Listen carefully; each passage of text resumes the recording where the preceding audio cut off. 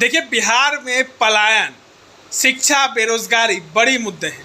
इसको लेकर आज कांग्रेस के तरफ से जो है वो मुख्यमंत्री आवास का घेराव करने के लिए पैदल मार्च निकाला गया।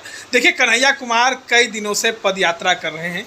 इसके बाद जो है आज 27वां दिन था और तमाम मुद्दे को लेकर मुख्यमंत्री से मिलने वाले थे। इस मुद्दे पर मिलने के लिए तमाम जो नेता थे कांग्रेस के, बड़े बड़े चेहरे जो है, राजस्थान के पूर्व उप मुख्यमंत्री सचिन पायलट हो, एनएसयूआई के राष्ट्रीय अध्यक्ष वरुण चौधरी हो, कांग्रेस दल के तमाम नेता हों या कन्हैया कुमार हो, तमाम लोग जो है आज पदयात्रा निकाले थे, लेकिन उनको राजापुर पुल के पास जो है वो रोक दिया गया। हमारे साथ पूर्व IPS अधिकारी अमिताभ कुमार दास हैं।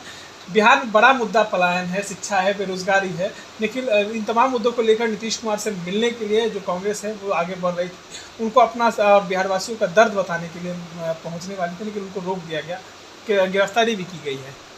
ये सही कहा आपने। ये चुनावी साल है बिहार में और कांग्रेस इस बार काफ़ी आक्रामक होकर राजनीति कर रही है। जैसा मैंने बताया था पहले भी आपके चैनल पर कि कांग्रेस के नेता राहुल गांधी ने बिहार में 3 बड़े परिवर्तन किए हैं। एक नया प्रभारी बनाया है कृष्णा अल्लावरू को, प्रदेश अध्यक्ष नया बनाया है राजेश राम को, और डॉक्टर कन्हैया कुमार को अपने स्टार प्रचारक के रूप में उतारा है। डॉक्टर कन्हैया कुमार के बारे में मैं बता चुका हूँ कि JNU छात्र संघ के अध्यक्ष रहे हैं, तेज तर्रार हैं, और इन्होंने एक पदयात्रा भी निकाली थी बिहार में, पलायन रोको नौकरी दो पदयात्रा, जिसमें शामिल होने के लिए बेगूसराय में खुद राहुल गांधी आए थे।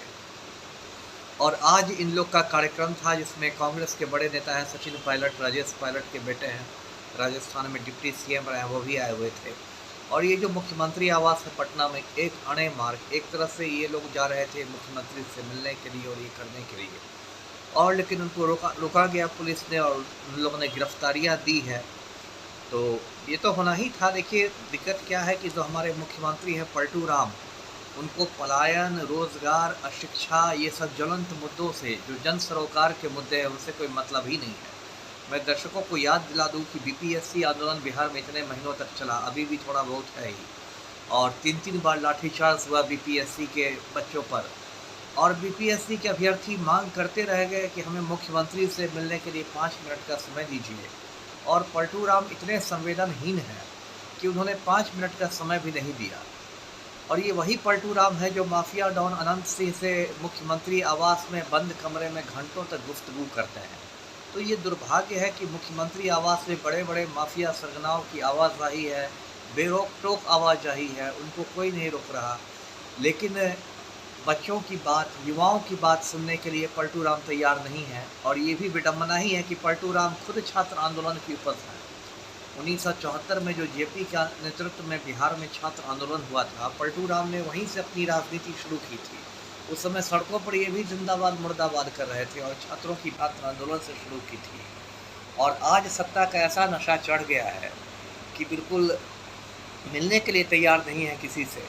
तो इतना मतलब अहंकार भी स्वास्थ्य के लिए ठीक नहीं होता है। एक चीज़ तो आप मानते हैं ना कि अब बिहार में जो जुनून मुद्दे थे, पलायन, शिक्षा, बेरोजगारी, वो अब मेन सेंटर केंद्र में आ रहे जी। और ये पलटू राम के लिए मतलब खतरे की घंटी है। भले ही सत्ता, ऐसे तो मुख्यमंत्री की मानसिक की स्थिति पर भी अब बहुत सवालिया निशान लग गए हैं। जिस तरह से वो राष्ट्रगान के समय उछलने कूदने लगते हैं, औरतों पर झपट्टा मारने लगते हैं। अब तो ये भी नहीं कहा सकता कि इनको समझ में कुछ आ भी रहा है कि नहीं।